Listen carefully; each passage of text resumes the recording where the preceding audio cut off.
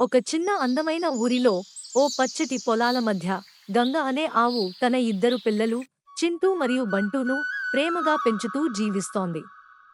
ఉదయాన్నే గంగ తన పిల్లలను ముద్దు చేస్తూ ప్రేమగా తన పొదుగులో కూర్చోబెట్టుకుంటుంది. చింటూ, బంటూ ఆడుకుంటూ నవ్వుతూ పొలాల్లో పరుగులు తీస్తూ గడుపుతున్నారు. ఆహా! ఎంత అందమైన దృశ్యం! కాని ఓ రోజు ఈ ఆనందం ఎక్కువసేపు నిలబడలేదు. ఓ రైతు బజార్లో చింటూను కొనడానికి ఒక వ్యక్తి వచ్చాడు. అతని చూపు నేరుగా చింటూపైనే పడింది. రైతు మెల్లగా ముందుకు వచ్చి తలూపాడు. గంగ గుండెల్లో ఏదో భయం వేడుకలాగా వచ్చేసింది. ఆమె చింటూను తన ఒడిలోకి మరింత దగ్గరగా లాక్కుంది. నా బిడ్డను ఎవరూ తీసుకుపోరా అనే భయం ఆమె కన్నుల్లో కదిలింది.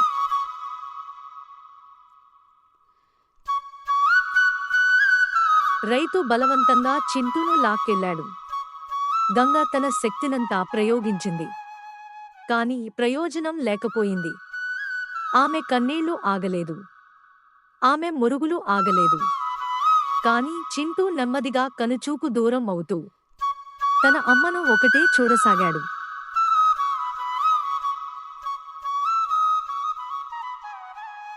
ఆ రాత్రి గంగ తినలేదు, నిద్రపోలేదు. ఆమె ఎప్పటికీ తన బిడ్డ కోసం ఎదురు చూస్తూనే ఉంది. బంటూ దగ్గరగా వచ్చి తల్లి ఒడిలో చేరాడు. అతని గుండెల్లో భయం. గంగ కన్నుల్లో ఓ శూన్యత. అమ్మా! చింటూ తిరిగి వస్తాడా? బంటూ మెల్లగా అడిగాడు.